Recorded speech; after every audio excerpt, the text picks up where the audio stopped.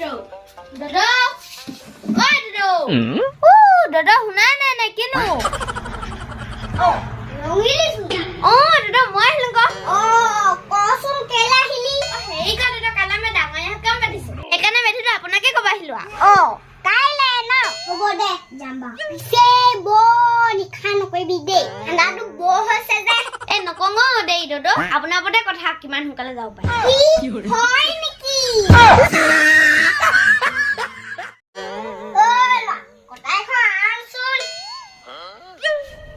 কিনো বিচাৰি জানো বুঢ়াটোৱে যাব হোৱাই নে তোৰ জান নহয় কি তই নাপানো কাম ভাগিব এতিয়া সোনকালে যা মেগী মই